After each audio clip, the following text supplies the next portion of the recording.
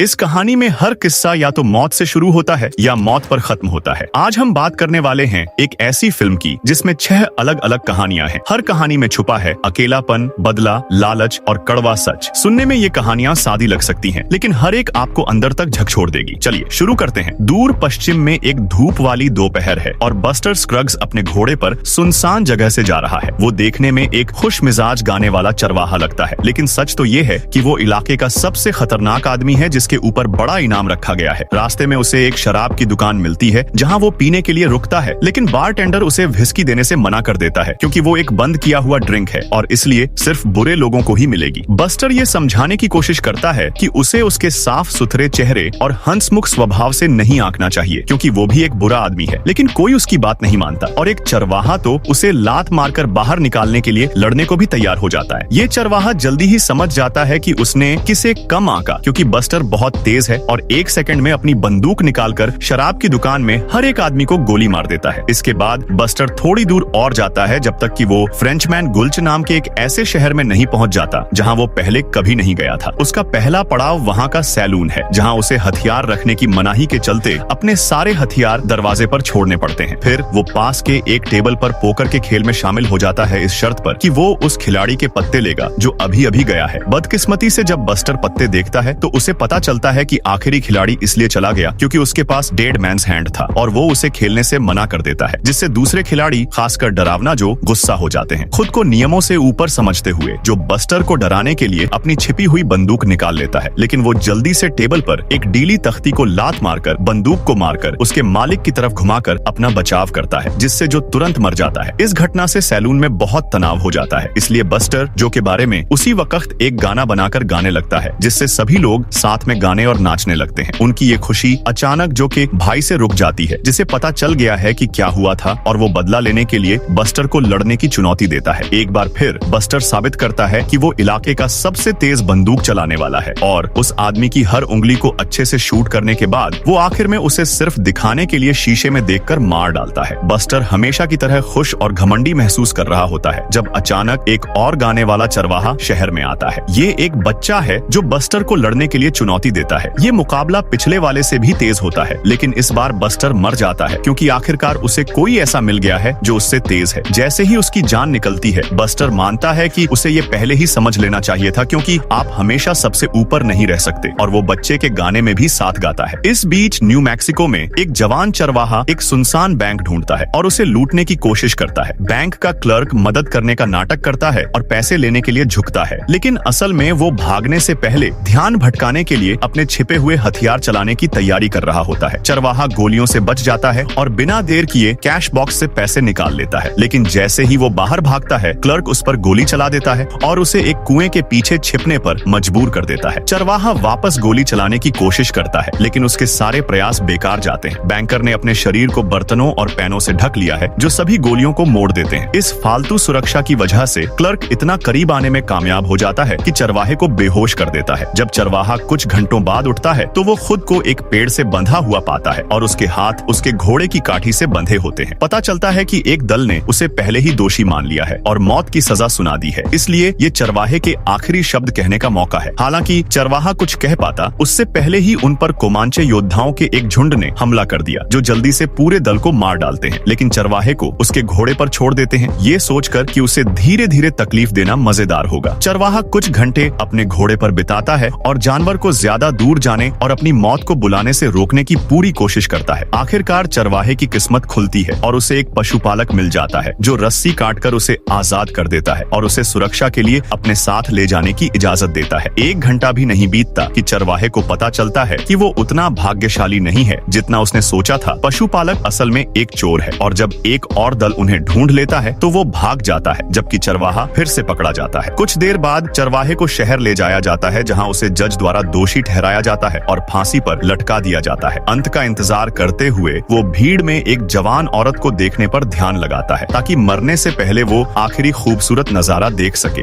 वहाँ से ज्यादा दूर नहीं एक बूढ़ा शो चलाने वाला हैरिसन के साथ घूमता है, एक जवान आदमी जिसके हाथ या पैर नहीं है लेकिन उसकी आवाज बहुत अच्छी है, जिसका इस्तेमाल वो शेक्सपियर और लिंकन वगैरह की पुरानी मशहूर रचनाएं सुनाने के लिए करता है। जिस गाड़ी में वो घूमते हैं वो हर बार जब वो किसी शहर में रुकते हैं तो एक मंच बन जाती है और जब हैरिसन अपनी मशहूर रचना घोषणाएं सुनाता है तो शो चलाने वाला लोगों से पैसे इकट्ठा करता है। वो हैरिसन को खाना खिलाने, उसका मेकअप करने और यहाँ तक कि उसे टॉयलेट जाने में भी मदद करता है। ये एक बहुत ही बेकार और दुख भरा जीवन है और शो चलाने वाला हर दिन हैरिसन से और ज्यादा परेशान हो जाता है। जब वो वेश्यालयों में जाते हैं तो शो चलाने वाला हैरिसन के लिए एक लड़की के पैसे देने की भी परवाह नहीं करता। वो उसे उसी कमरे में छोड़ देता है और अपना मजा करते समय उसे घुमा देता है। इसका मतलब है कि हैरिसन को सब कुछ सुनना पड़ता है। जैसे जैसे वो दूर दराज के पहाड़ी कस्बों में घूमते हैं, लोगों की उनके छोटे से शो में दिलचस्पी कम होती जाती है और वो मुश्किल से कोई पैसा कमा पाते हैं। एक शाम शो चलाने वाला देखता है कि उनके दर्शक बहुत कम हैं, क्योंकि एक दूसरी गाड़ी ने सबका ध्यान खींचा हुआ है। भीड़ एक मुर्गी के लिए तालियां बजा रही है जो कुछ पेंट किए हुए नंबरों पर चोंच मारकर आसान जोड़ और घटाव कर सकती है। एक मौका देखकर शो चलाने वाला मुर्गी खरीदने का फैसला करता है और वो उसकी उतनी ही देखभाल करता है जितनी वो हैरिसन की करता है। जो आगे क्या होने वाला है इस बारे में सोचने लगता है। अगले दिन शो चलाने वाला एक पुल के पास गाड़ी रोकता है और नीचे बहने वाली नदी की गहराई नापने के लिए उसमें एक बड़ा पत्थर डालता है। नतीजे ठीक वैसे ही होते हैं जैसे उसे चाहिए होते हैं और थोड़ी देर बाद शो चलाने वाला सिर्फ मुर्गी को साथ लेकर गाड़ी में वापस सड़क पर आ जाता है, क्योंकि हैरिसन को भी नदी में धक्का दे दिया गया है। नदियों की बात करें तो एक नदी पहाड़ से नीचे बह रही है, जहाँ एक बूढ़ा सोना ढूंढने वाला सोना खोजने आया है। शुरुआत में उसके बर्तन में सिर्फ सोने के छोटे छोटे कण मिलते हैं, लेकिन हर बार मात्रा गिनकर वो उस जगह का पीछा करता है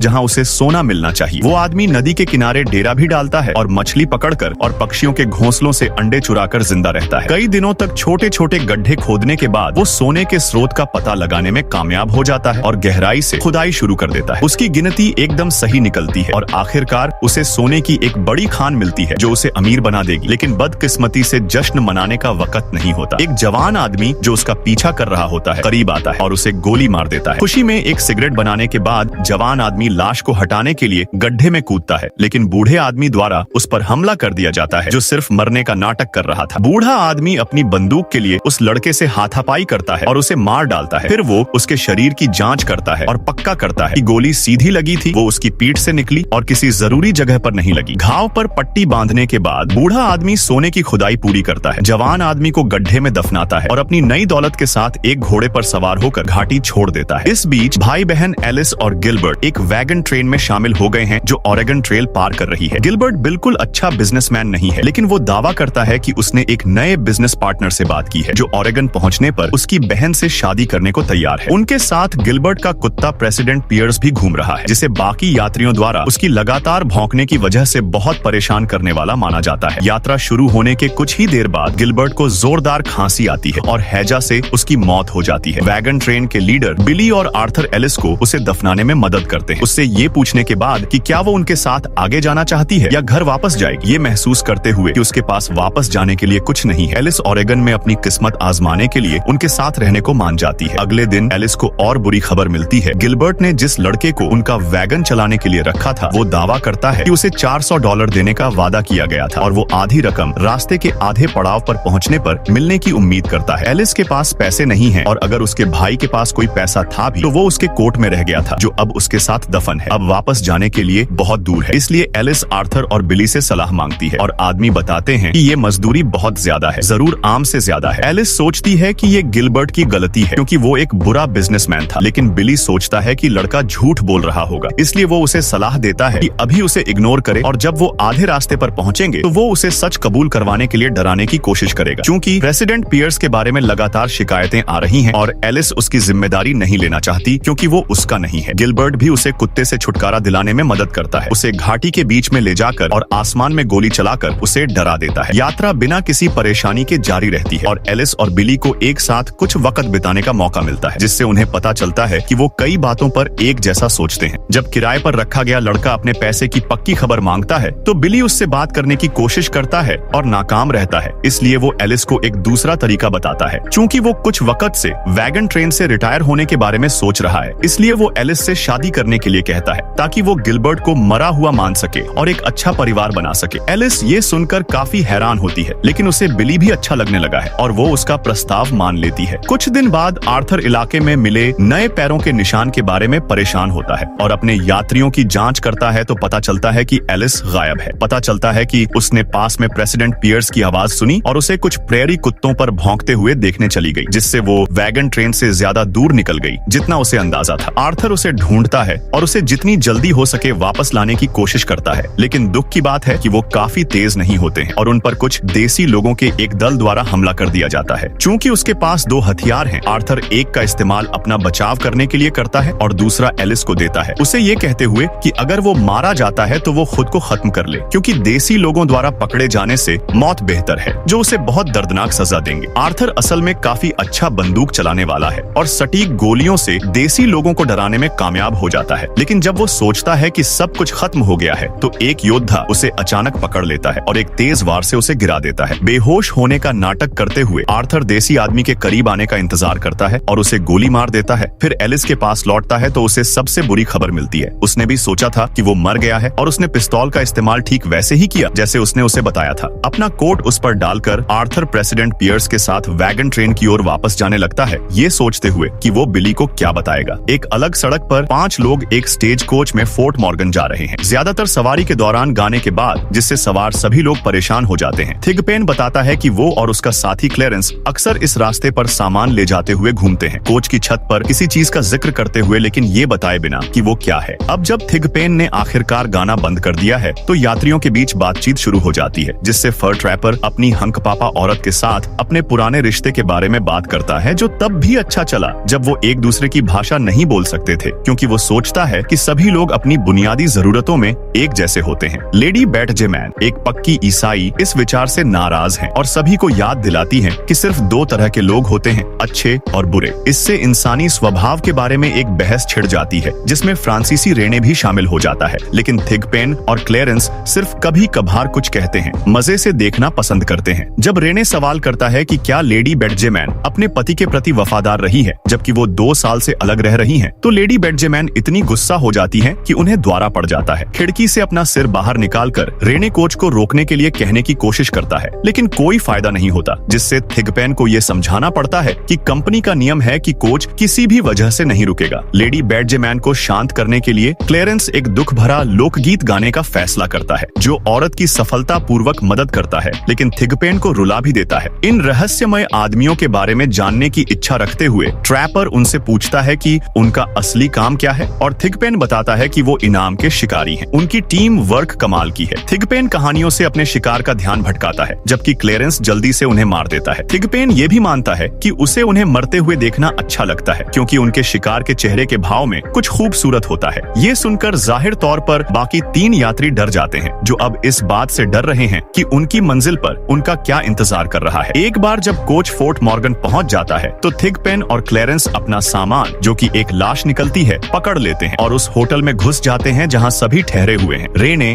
लेडी बैटजेमैन और ट्रैपर उतरने में ज्यादा वक्त लेते हैं, सतर्क और डरे हुए महसूस करते हैं, लेकिन आखिरकार वो भी होटल में घुस जाते हैं और रेने कोच को जाते हुए देखने के बाद दरवाजा बंद कर देता है, ये महसूस करते हुए कि अगर उन्हें जरूरत पड़ी तो बाहर निकलने का कोई रास्ता नहीं होगा। ऐसे और वीडियो देखने के लिए सब्सक्राइब करें। Peace out.